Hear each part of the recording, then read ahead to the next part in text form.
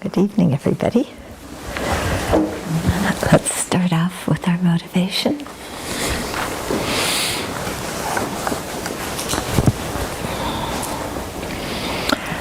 So spend a few minutes thinking about the disadvantages of the self-centered thought. Not in the way of beating yourself up for being selfish, but rather in a way of respecting yourself, wanting yourself to be happy, and seeing how the self-centered attitude interferes with your happiness.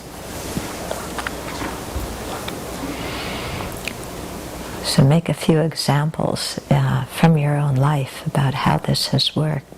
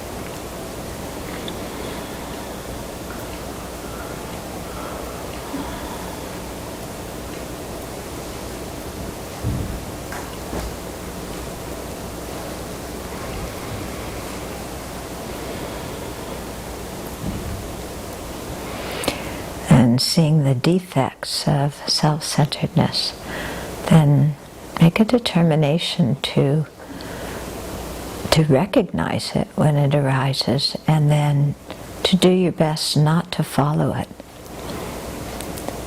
Why? Because you want to be happy and you want others to be happy. So we're not punishing ourselves for being selfish. Rather, we're turning towards creating the causes of happiness.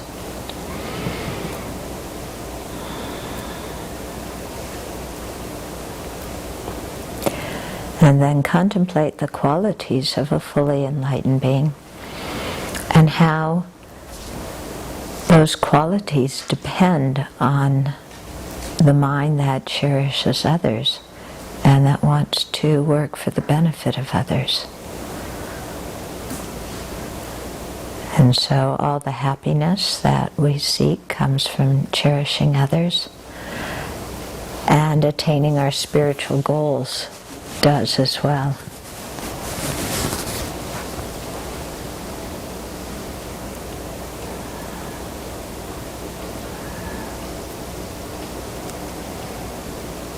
Because when we think of the qualities we admire so much in the Buddha, they all are based on having love and compassion for others and wanting to become fully enlightened for their benefit. And so in that way generate the bodhicitta motivation.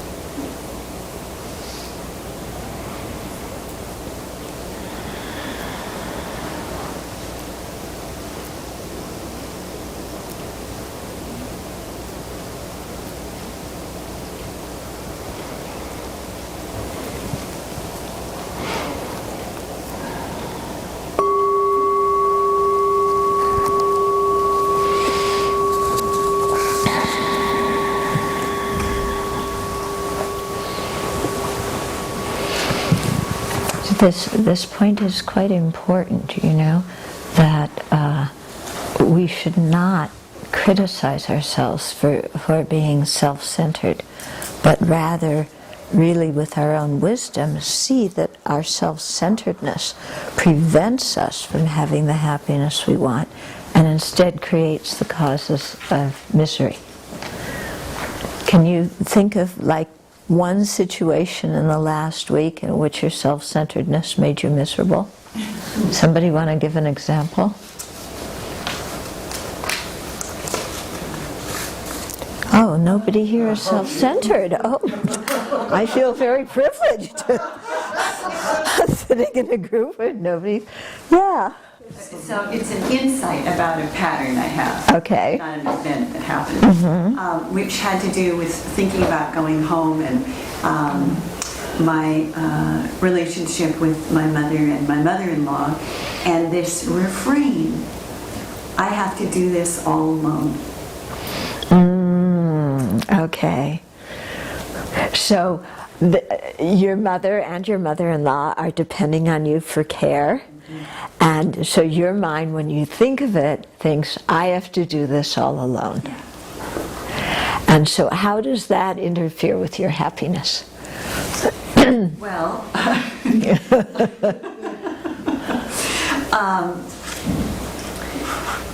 first off, it just gives me this orientation of poor me. Well, look what I have to bear. Some variation on that. And it ignores the fact that these are choices that I have made of my own free will, if I can use that term, and that they're also, it's a kind of self-fulfilling prophecy. If I imagine myself alone, I don't see that there are others to help me. So, it's this downward spiral. Yeah. And also then it puts me in a frame of mind where I don't recognize, or it closes down my capacity to recognize all the opportunity in my situation. Okay. So it puts you in a self-pity mood, which already is an unhappy state of mind. Yes. Yeah. And then it becomes a self-fulfilling prophecy because you can't imagine anybody helping you, so then of course you don't look for help or ask for help or accept help. And then it blinds you also to what you can share in the beauty in this situation. Because you do care about these two people. Yeah? But when we approach it with an attitude of resentment, then the caring has a hard time coming up. And so then it becomes really a drag when what you really want to do is have that relationship of caring. Yeah. So do people see that? How the self-centeredness actually interferes with her own happiness and also interferes with her Dharma values, of wanting to be more compassionate to others. Yeah? Good. Good to see that. Somebody else have an example? Yes? This afternoon I went to, at 10 o'clock, I went to do the laundry. And I asked the Venerable Chuni in the morning if she would help me because I was alone to do the laundry. And she came and I was folding and I was in a rush. And she says, I'm not going to report the words exactly but she says, be careful of the clothes of the people, because and I said, listen, I have only half an hour, and I got angry.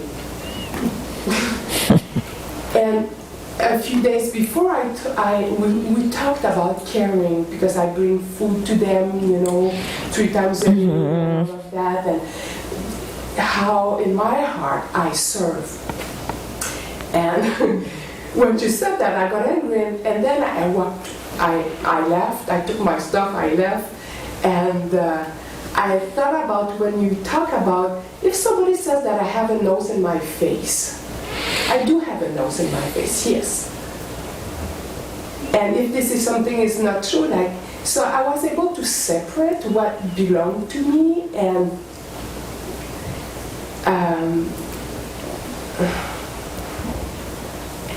I de-dramatized the things and I said, yeah, I was in a rush, I wasn't careful. Own it. You want to be careful, own it. So I have a nose in my face.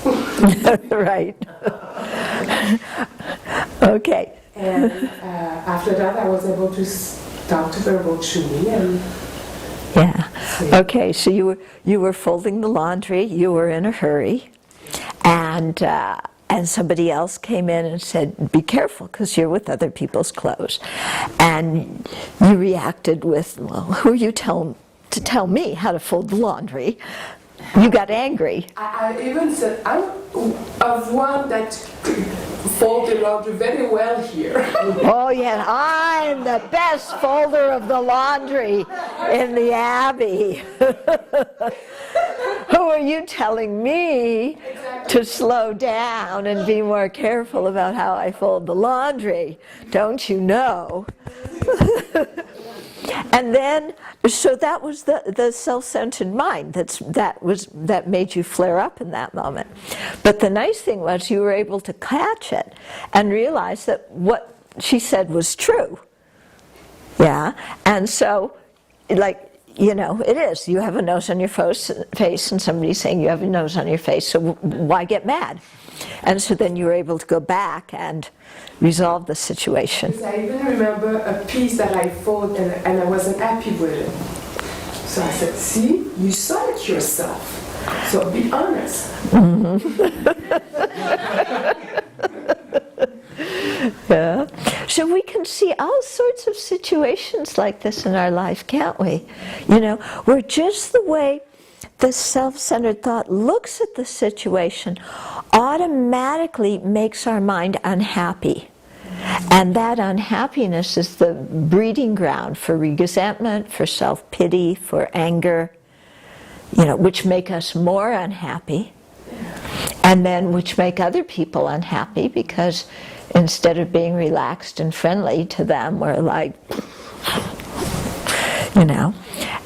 And so it actually, that self-centered thought, when we look, it works counter to what we really want. Yeah. So you see, when we can see this very clearly in our own life, then we see that there's no reason to beat ourselves up for the self-centered thought. No reason at all. Okay. Because it's not, I'm a bad person. We may have been taught when we were little, oh, you're so bad because you're selfish. But don't look at it as I'm good, I'm bad. Look at it as, is this mental state and the behavior that is coming out of it accomplishing, you know, what I want and helping me to live according to the values that I want to live according to.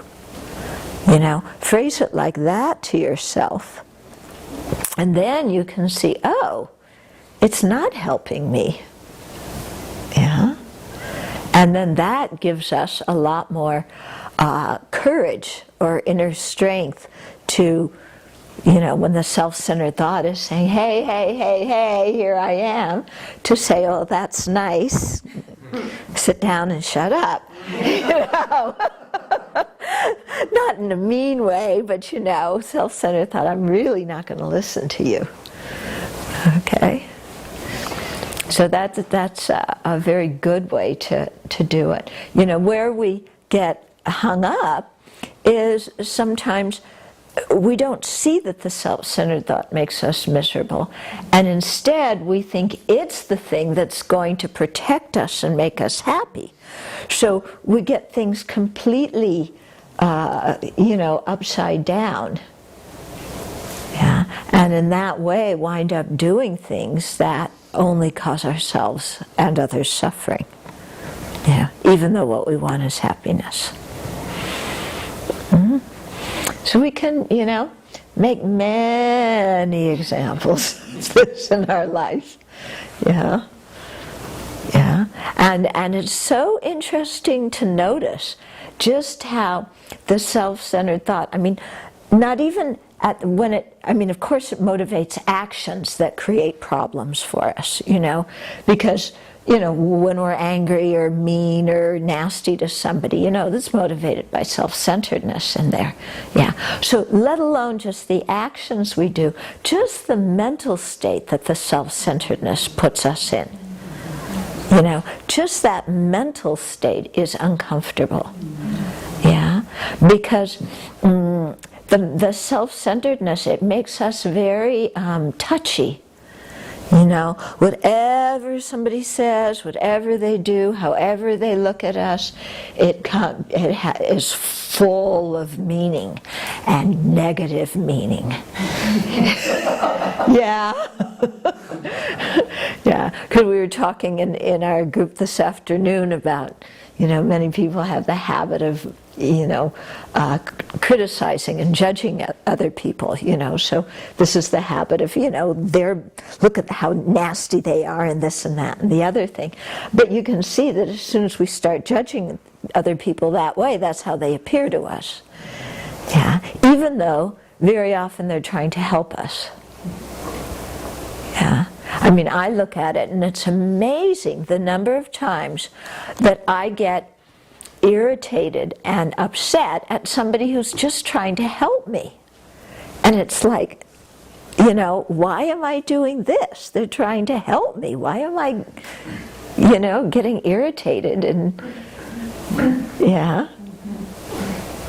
If they weren't trying to help me, okay, maybe even in conventional terms. But it's not that they're trying to harm me. They're actually trying, we're doing something together. We're working on something together. But it's like not fast enough for me, or, whatever it is. Or it's, too fast for me. Whatever it is, it's not according to what prima donna wants. And that attitude itself just sets up an unhappy mind, doesn't it? Mm-hmm. Okay. So what kind of mind is the self-centered thought? Is it conceptual or non-conceptual? Conceptual. Conceptual. Yeah? What of the 7, different types of cognizers, which one is it? It's the wrong view. It's a wrong consciousness, isn't it?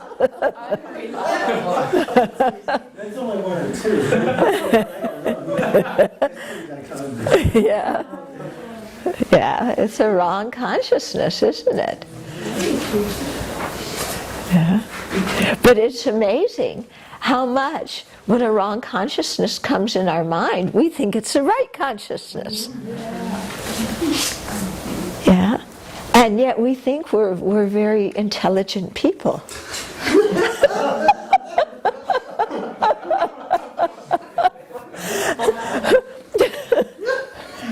It's really rather silly, isn't it? Yeah?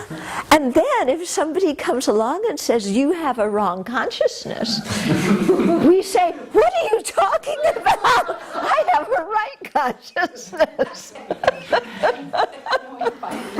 And we fight with them. Yeah? It's really, this is samsara, isn't it? This is samsara. And we all think that we're, perceiving reality and that what we're thinking is true and the correct way to think. And, that we think all these things are reliable cognizers. And they're like out the window. We really have to laugh, don't we? Yeah? We really have to laugh. Or cry. Or apologize a lot. Yeah. If we cry, why is it so painful? Well, it depends. There's lots of different reasons for crying. Yeah. But some crying is the self-centered thought is behind it. Like she was saying, the self-pity mind. Yeah. So, I mean, we can cry by so many different reasons. You can't just look at the behavior and comment on it. You have to look at what reason lies behind it. You use the notion of crying. When I said you have to laugh, you have to cry because it's so sad. It's so sad because we create so much suffering for ourselves and we can't see it. You know, we can't see it at all. And if somebody is kind to us and tries to point it out, then we think they're harming us and we get upset. You know, I mean, that's really sad, isn't it? Because all of us in our hearts, what we want more than anything is just to be happy. And yet, you know, our own wrong consciousnesses are so wrong that that they think they're right. And that's what's so sad. Not only that, but you're not happy at the time, but you're creating causes for more suffering Yeah. in the future too. And that's Yeah. sad. Right. Whenever we look at the negative karma we've created, you know, it's not because we've really cherished others with, you know, a proper compassionate motivation. You know, we may have been manipulating them, we may have been, you know, trying to get something from them or cover up something or who knows what. Yeah? Would that have been seen a lot because it doesn't even need another person because like most of the meditation is like, okay, I'm gonna relax, and then it's like a lot of attachment or like a lot of anger towards something or someone, and it has happened like so long ago, or I mean I have already, you kind of like work on that and be like, okay, this is happened, like a lot of mind training, and it still comes on. So Yeah. like the self-centered does like here, and then it's like, oh, or like in the morning, you know, barely awaken and it starts this nagging voice. Yeah. You know, like, oh. Yeah.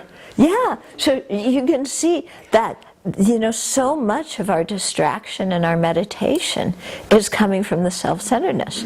You know, because either the self-centeredness is saying, I should have, the world owes it to me, gimme, gimme, gimme. Or the self-centeredness is saying, I can't stand this, get this away. Who do they think they are? Yeah. And then you're saying, even sometimes from the get-go in the morning, you know, we wake up in a bad mood. What is going on? You know, there's some kind of thought process that's going on in our mind that we wake up in a bad mood. And it's usually some kind of complaining mind. You know? It's like, why do I have to get up this early? You know? Can't they ring the bell softer so I can sleep through it and have a good excuse for not going to the morning session? You know? Just, yeah.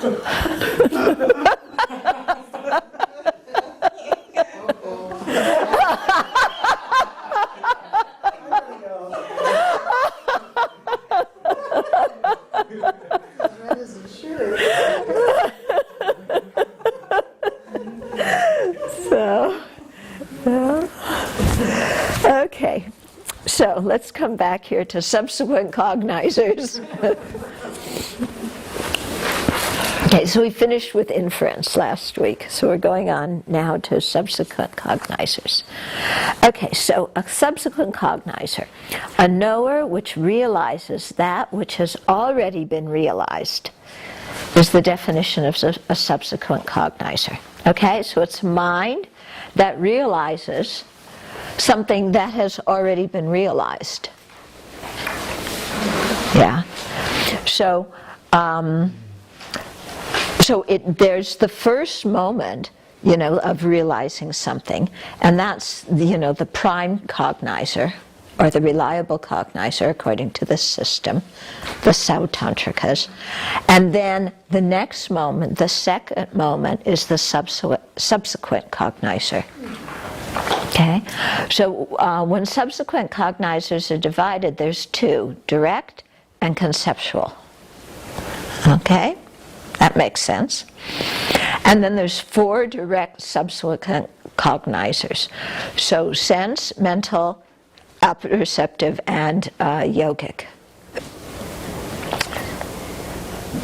Yeah, actually, well, we'll get there. Okay, so what's an example of a sense subsequent cognizer? The second moment of seeing the red. bad smell. The second moment of the smell? Of a bad smell. Yeah, Oh, the bad smell is a subsequent cognizer? no. But the second moment would be. Of the smell? Smelling. Something. Is the second moment of a smell a cognizer? No. No. What is she? What is she? Smelling.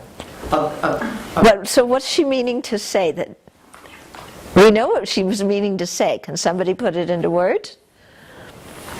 It's a second moment of an olfactory consciousness. Of a bad smell, right? A second moment of an olfactory consciousness of the bad smell. That's what I meant. Yes, I know what you meant, but you know we have to learn to be precise in our words. Exactly. Yeah. Okay.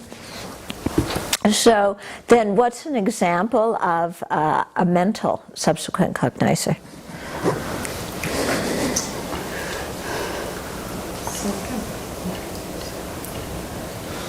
Continue with that nagging. Recognizer?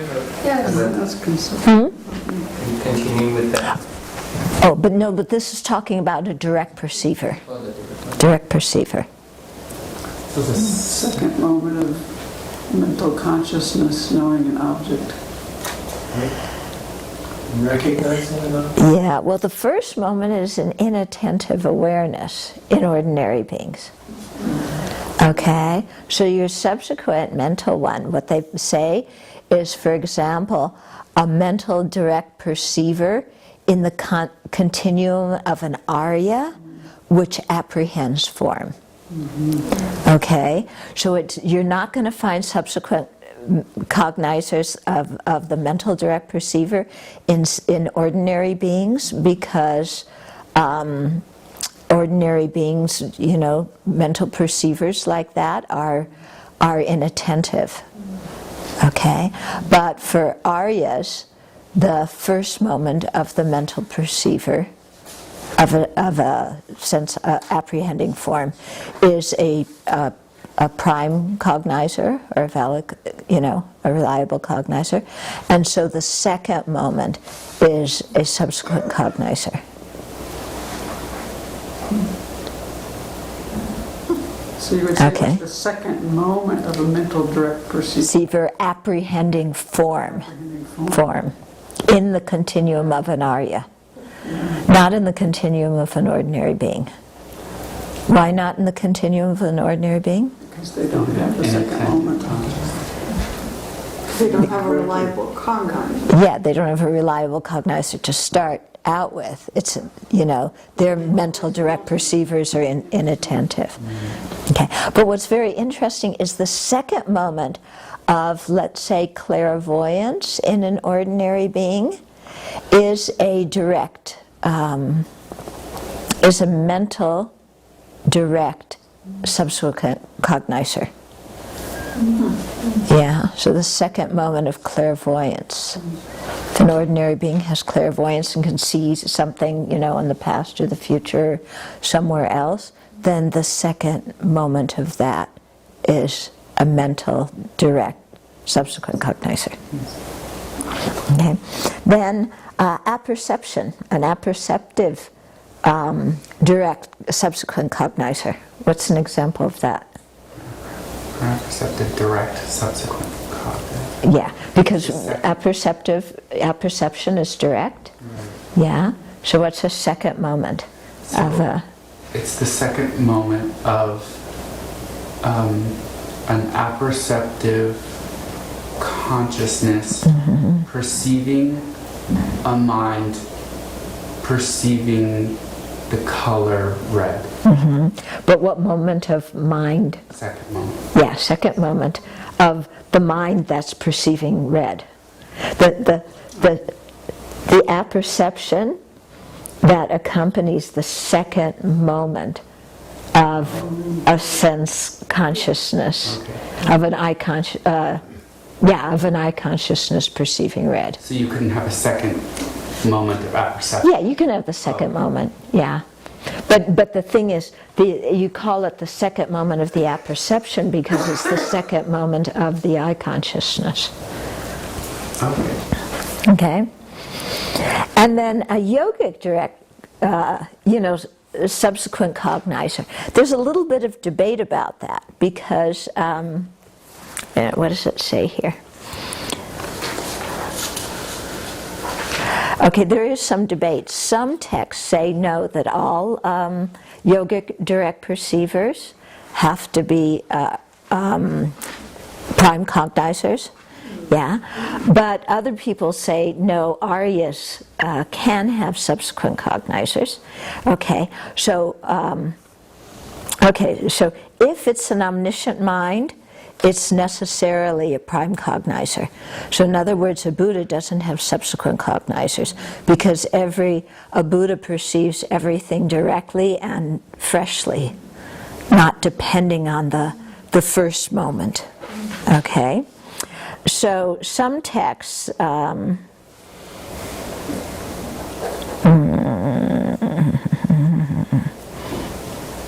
don't think we need to go into all of this stuff here. Okay. Anyway, there's some debate about Aryas. Yeah. It seems like the Aryas wouldn't have second moments of in a yogic direct perceiver, because yogic direct perceivers are special minds, so you would think that they would be kind of fresh, realizing the moment, the object freshly each moment. Who's the debate among? I don't know, it didn't say. Yeah. It'd be like fresh when they perceive it, but then they come out of that state and then they remember something like. Now that if you have a yogic direct perception, then you come out of it and you remember it. What kind of mind is that? Conceptual. That's a conceptual mind.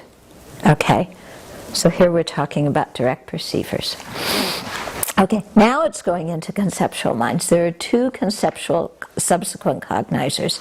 One, those induced by a direct perceiver, and two, those induced by inference.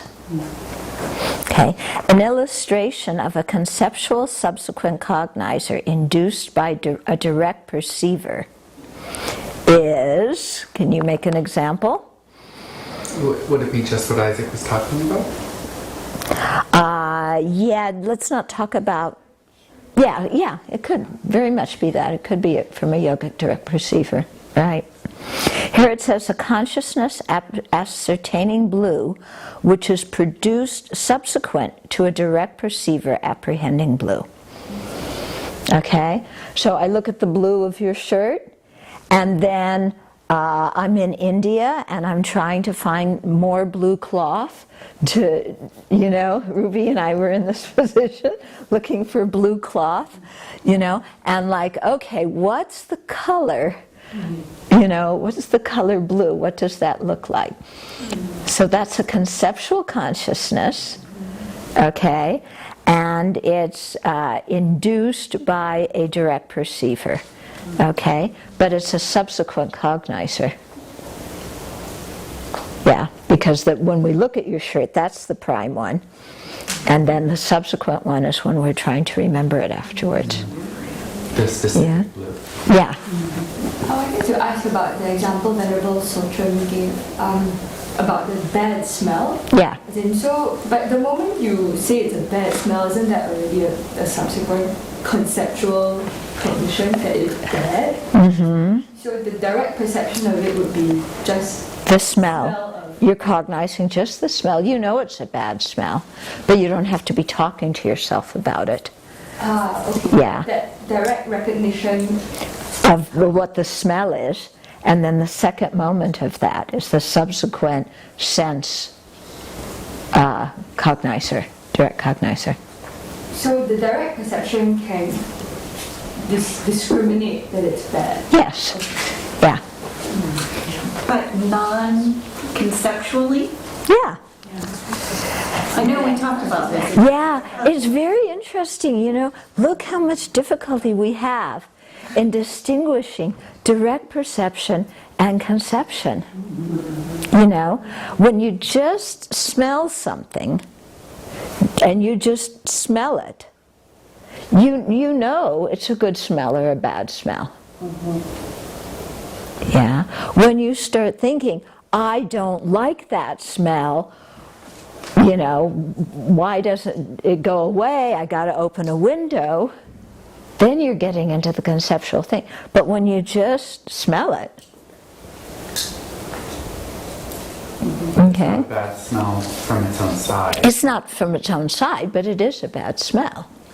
To you. Yeah, to you. To the direct receiver. Yeah. Yeah. Wait, Okay. conceptual? No. I mean, there's some things when you smell them, you don't have to think anything. You just go, ugh. Like, think about biting into a lemon. I mean, that's so right away. Yeah, it's You think about anything and you're, what? Yeah. Okay. So you know, our senses tell us stuff, and we react to it. Hmm? Okay. So that's what's another example of a subsequent cognizer induced by a direct perceiver? Probably almost everything that we directly perceive. Yeah, thinking about everything. Yeah. I mean, because especially since we only have, well, especially the mental ones. Right? Because the mental direct is so quick, oh, that one's even inattentive. So we go right, it would feel like you go right to that. Yeah. You know, you have this one moment of inattentive. So when you're in the meditation hall and you're rerunning a conversation that you had in break time because you didn't keep the silence, and so the conversation's going through your mind, you're remembering what the people said. What is that? Direct auditory consciousness. Yeah, it's a conceptual subsequent cognizer of an auditory consciousness that heard the conversation. Okay? So we have these a lot, don't we? Yeah? Because we have some kind of sense perception and then, you know, remembering it. What's funny to me is those facsimile ones. I mean, we really can't discern them on either direction because the memory feels real. Memory is conceptual, but it actually oftentimes feels very real, like you're there. That's why it's called a facsimile. Because it seems when you're remembering something so often, you know, you remember the conversation and you start getting angry again or you start getting full of desire again. And all it is conceptual consciousness in your own mind. Or like the dreams too. Yeah. It's just like we go both ways of not being able to discern. Yep. Okay. And then, another conceptual subsequent cognizer is one induced by inference. So what would be an example of that? When you realize something and then you think about it. Give me a specific realization. Subsequent moment subsequent moment of a realization of emptiness. Okay. Or no, an inference. An inference. You got to give the inference. Right. A subsequent moment of realizing. Give an inference. Oh. T plus 2 equals 4. That's not an inference. Remember, we had the different parts of the inference. Like you see wet and then you say like, oh, water fell or it was raining. Or... Wait a minute. Let's go back. What's an inference? What are the parts of an inference? Subject, predicate, reason. What's an example of an inference? I am. I see smoke, therefore there's fire. Yeah. Yeah, on that hill over there, there's smoke, because, no, there's fire because there's smoke. Okay, or sound is impermanent because it's a product of causes. Yeah, the person is empty of inherent existence because of being a dependent arising. Okay, so what is a second moment of an inference? The second moment of thinking, I don't like this food because it's sour.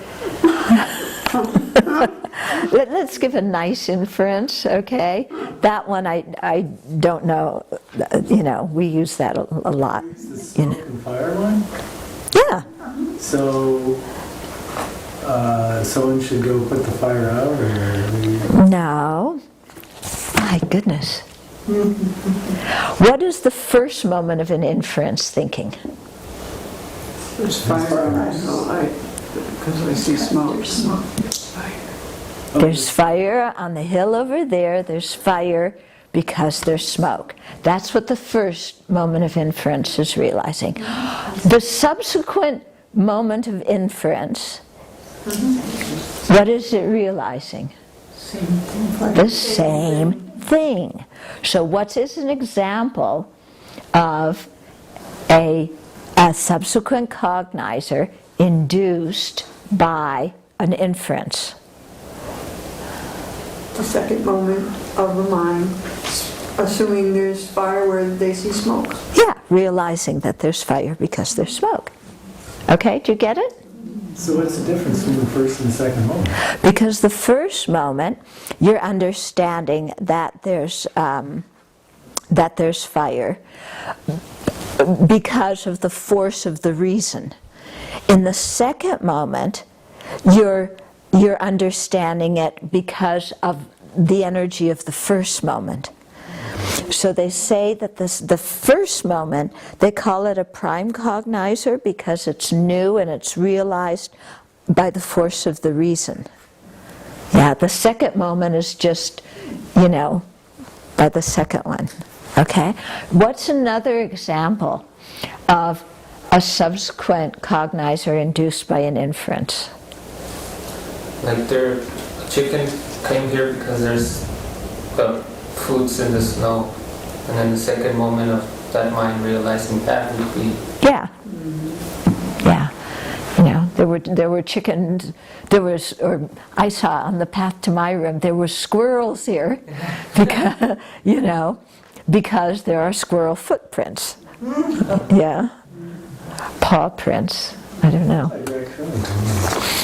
Okay. Okay, here it says, an illustration of a conceptual subsequent cognizer induced by inference is the second moment of an inferential consciousness that realizes sound to be impermanent.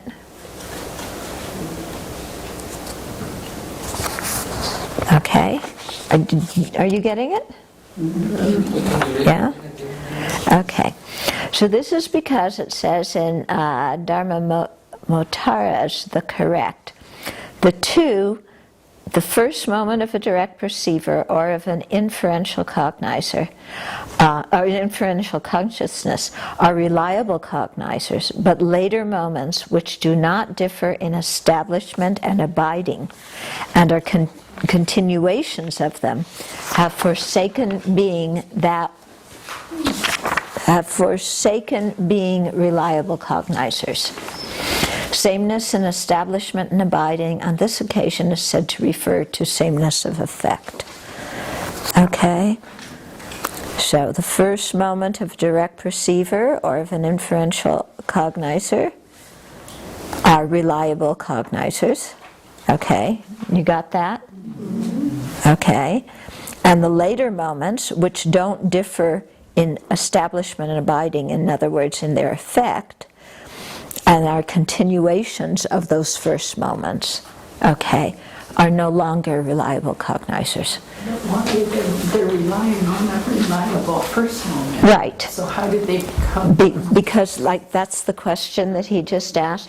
The first moment you're realizing it by the force of the reason. Right.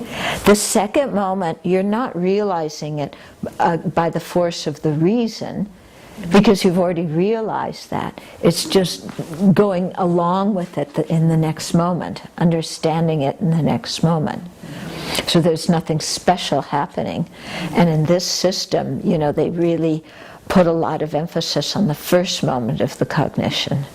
I think the confusion is just the common definition of reliable would lead us to think first is reliable, second is reliable, so it's right. A common definition, but here there's not that common. Right. Now, for the Prasangikas, for example, they would say the second moment, the subsequent cognizers are reliable ones. And that's also confusing. Yeah, so for the Madhyamikas, they would agree with that. But this school in particular really makes a big deal out of the first moment of things. Yeah. Could it be because maybe like when that happens, since you say it's something fresh, it's like an aha, it's like, oh. Yes, exactly. But then, you know, you go on with life, whatever, and then you kind of like come back to that aha, but it's no longer reliable because it's already like so. Well, it's not. It's not if the second moment is just as true as the first moment. It's not like when you forget about it afterwards and doubt creeps in or something like that. Because when you really have a valid inference, that can't be budged by something. Okay? If it's not a valid inference, then it can be budged if somebody gives you, you know, another reason or something like that. Yeah? But the thing is that, so the second moment is just as true, and it understands what the same thing the first moment did, but it isn't fresh. It isn't understanding it by the power of the reason. It's understanding it just because the energy from it before. And does that go on to like a third, a fourth? Right. Yeah. So we're saying second moment here. It could be the 10th moment. You know. And don't ask me how long a moment is. Okay. It's a period of time. Okay. Okay. So let me see. I have some more stuff about it here.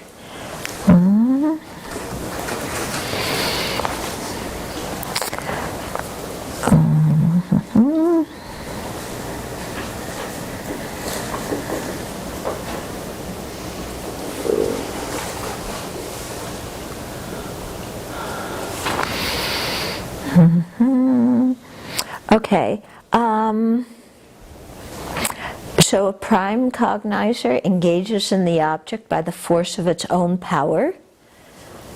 Yeah, you know the object directly or the power of the reason.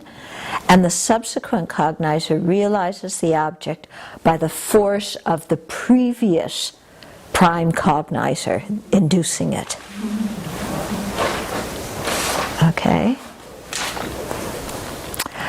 So the mind realizing sound is impermanent because it's a product. The first moment is what? Prime cognizer. A prime cognizer. What kind of prime cognizer? A valid prime cognizer. For reliable. An inferential valid. Yeah. How many kinds of prime cognizers are there?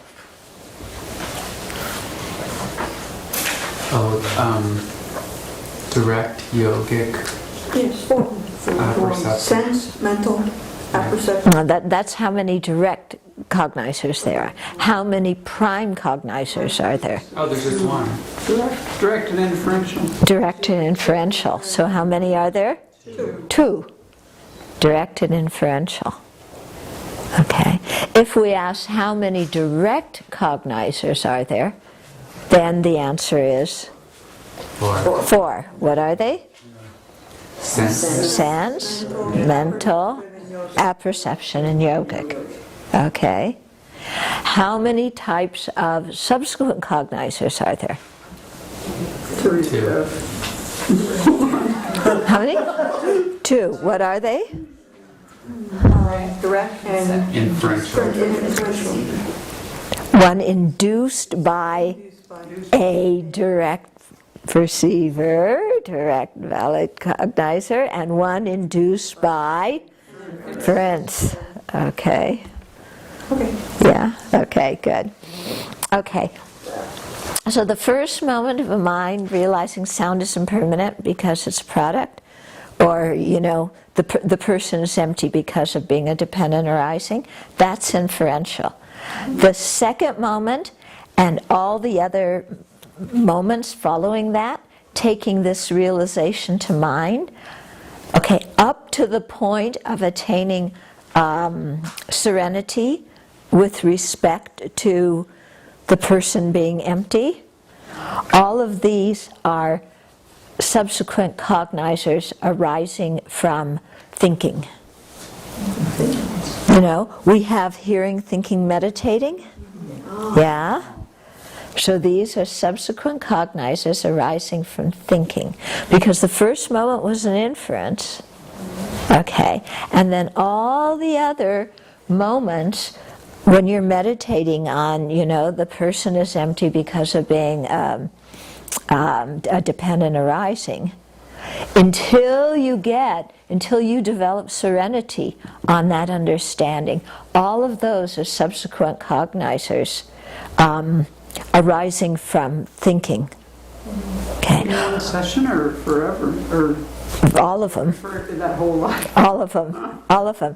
Even, it could be different meditation sessions. Okay. Yeah. Okay.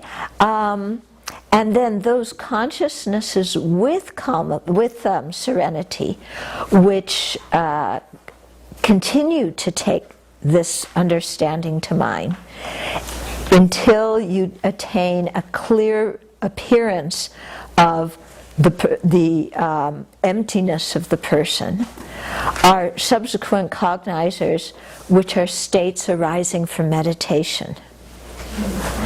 Okay, so once you have, the inference, that your first moment is your inferential prime cognizer.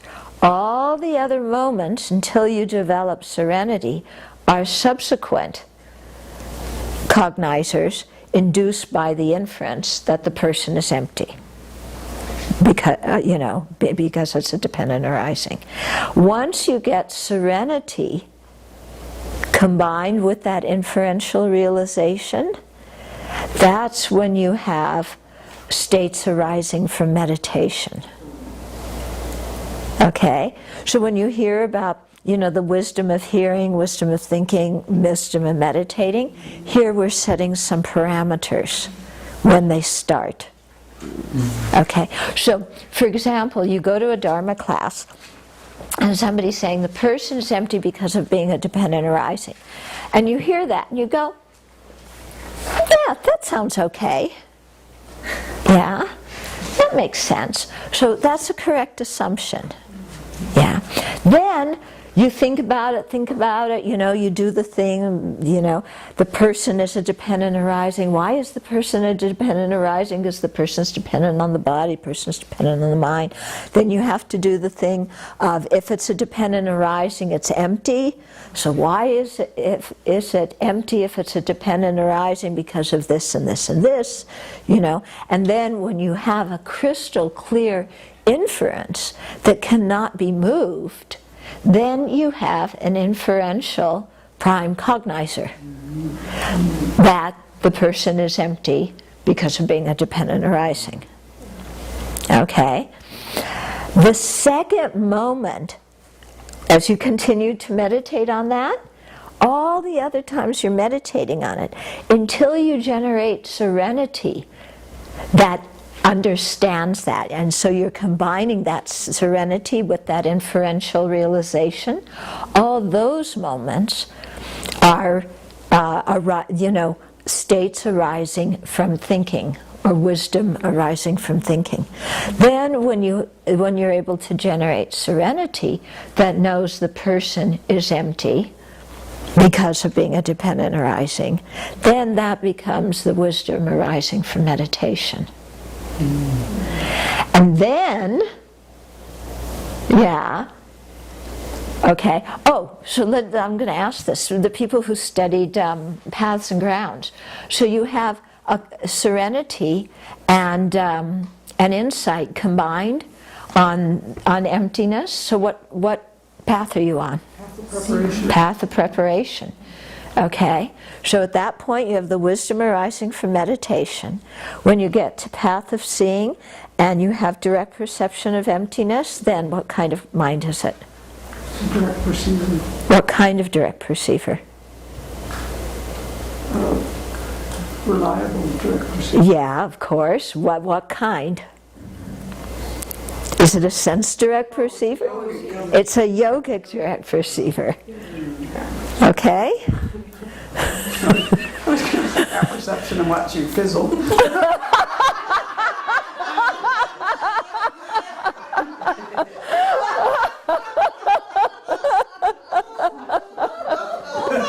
All my hair will just go.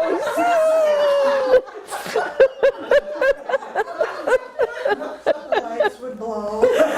Yeah, like a TV, you know. My eyes would blow out, my hair would feel.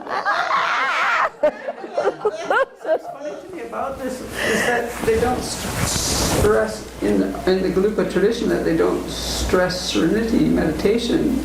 They don't what? It surprises me that serenity meditation isn't stressed more given this. Yeah, well, serenity meditation is stressed, but they usually say you have to know something before you can actually develop meditative ability on it. So spend your time on the wisdom of hearing, the wisdom of thinking. When those are down really well, then develop serenity and go into the wisdom from it. Actually, the Sakya says Yeah. the same thing. Yeah. Yeah. Otherwise, you say you develop serenity, but you're saying, oh, the person is empty. But you don't know what it means. And you have no idea what it means. Yeah. So are you going to be able to have a wisdom arising from meditation? No. Because you don't have an inference yet. That's just a correct assumer. I was just thinking that maybe the way Jeffrey approaches things is the way that you would get pliancy from analysis. Yeah. Well, in order to unify serenity and insight, the analysis itself has to generate the pliancy. That's how you unify them. Mm-hmm. When it's just serenity, it's the stabilizing meditation that generates the pliancy. Mm-hmm. Yeah, and you have to get the analysis to generate the pliancy for it to be the union of serenity and insight. Analysis leads to pliancy? Yeah. Okay. To get the union of serenity and insight. Yeah. Okay. I'm going to have to give you guys a quiz on some of this stuff. Long quiz. Yeah. You do need a quiz. Okay.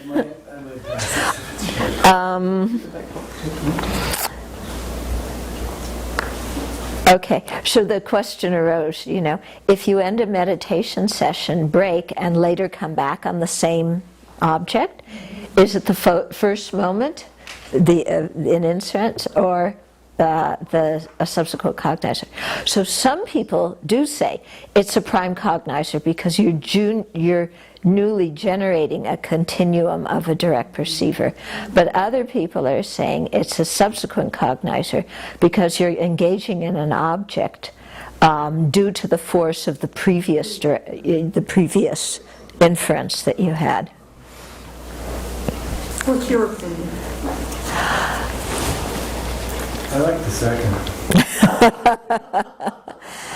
Because I can have that perception, or whatever you want to call it, in a previous life, and then come back to it and know that. I think no? If you had an inference in a previous life and then you're having it again this life, the first moment would be a prime cognizer.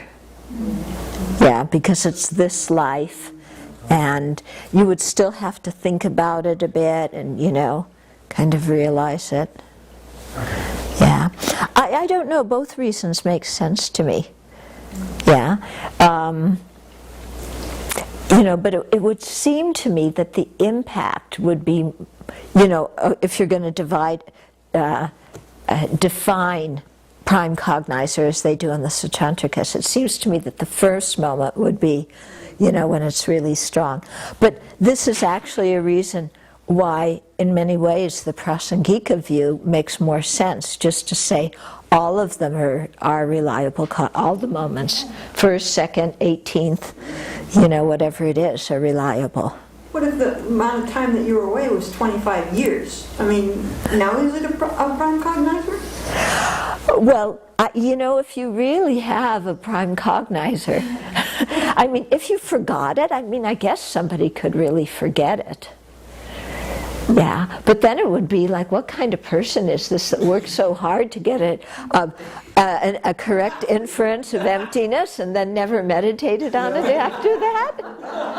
Like, who in their right mind would do that? Yeah?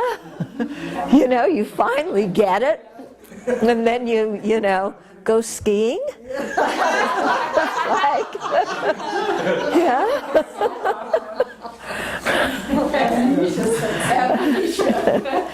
Yeah.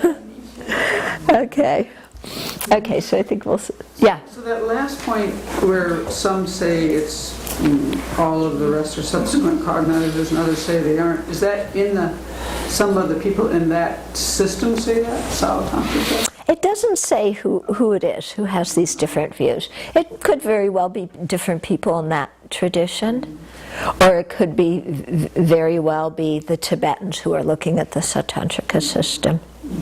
Could probably be either one. Thank you. Yeah. They don't always tell you who holds what views. Sometimes in the text, when they're bringing up somebody else's view that they don't agree with, they say kachik. Kachik literally means one mouth.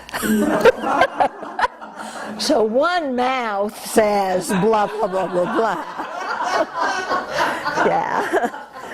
We would say somebody says blah, blah.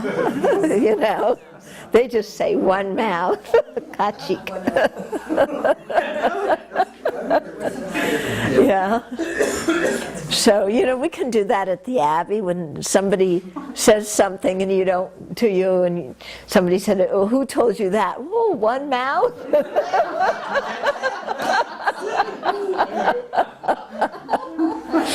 Yeah. Kachik. Okay, any other questions? Yeah. Okay, so try and review this, and try and, just a little hint, maybe read this, read it after I talk about it, read it before I talk about it. I think we all learned how to read, so. Okay. Okay, so you heard me say that. What kind of cognizer is that?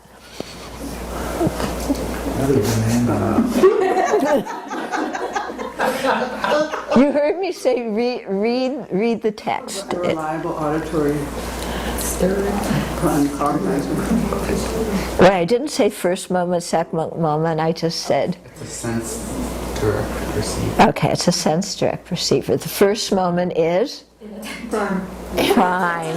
What?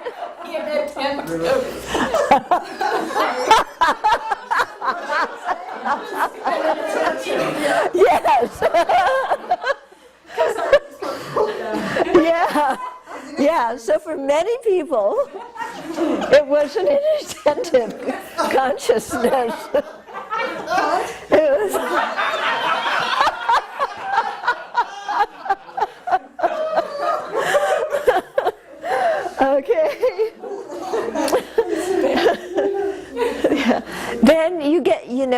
then kind of sometime in the middle of the week, you remember it? What kind of cognizer is that? Conceptual cognizer. A conceptual cognizer. What kind? We need subsequent conceptual cognizer induced by a sense perceiver hearing sound, you saying, read this. right. Okay. And then when your mind says, she didn't really mean that,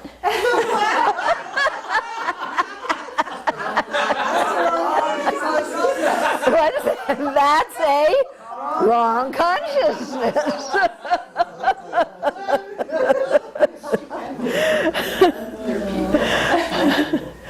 Okay. And so then you put it out of your mind, and then the next day you remember it again, and that is what? Subsequent. Cognizer. What kind of cognizer? Conceptual cognizer. Subsequent conceptual cognizer induced by the second moment of A sense consciousness. remembering sound. Sound, right. Yeah.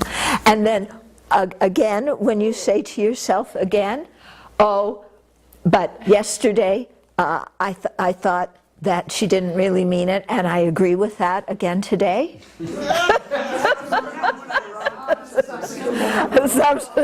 Subsequent moment of a wrong consciousness. Okay. Induced by laziness. Yeah. Yeah. Induced by laziness. That's it. Okay. For the practice of the four establishments of mindfulness, are we trying to establish like a prime cognizer of the valid inference, basically the opposite of the distortion in our mind? Yeah, we're trying to, establish the opposite of the four distortions. So the first, the process by which we do that is we usually start out with a wrong consciousness. Yeah. Oh, she said the body's foul? What does she know? What does the Buddha said it? What does he know? The body isn't foul. The body's beautiful. So you start off with the wrong consciousness. Then you keep looking at the pictures of the autopsy and the pictures of the tsunami victims, and you kind of think about your own body and what comes out of it and what it looks like on the inside. And you go, well, maybe it is foul. What's that? That would incline towards the, half maybe. Yeah. Seems half. I'm not sure. Yeah, kind of. Yeah, but going towards, it's a kind of doubt, but kind of half or going towards the correct one. Then you go, oh yeah, I think it is. What's that? A correct assumer. Yeah, correct assumer. And then you go, oh, the body is foul because it's filled with my liver and my intestines, and everything that comes out of it stinks. That's a valid inference. Okay. Then you meditate on that, and you have direct perception of the foulness of the body. That is perceiver. What kind of direct perceiver? Thinking still. No, when you actually... You need serenity to... Okay, let's go through the process. Okay, so you had the inference, right? Then you don't have serenity, but you're still meditating on it. So what's that? Wisdom arising from thinking. Yeah. Then when you have serenity focused on the inference that the body is foul because it's filled with foul substances, that is wisdom arising from meditation. Then you have direct perception of it, the foulness of the body, and that's like, whoa, that's... Oh, that would be yogic. Yeah, that would be yogic. Really direct perceiving. Yeah.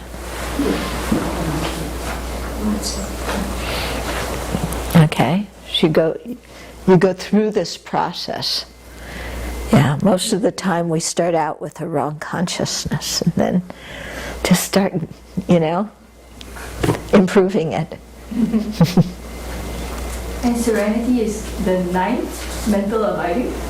Serenity is after the ninth mental abiding. Very long way to go. Yeah.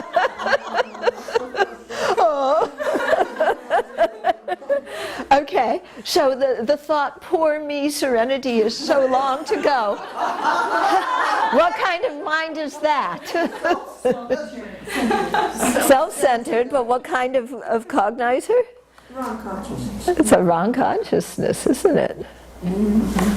Yeah. Is it a sense or a conceptual wrong consciousness? Conceptual. Okay. Good.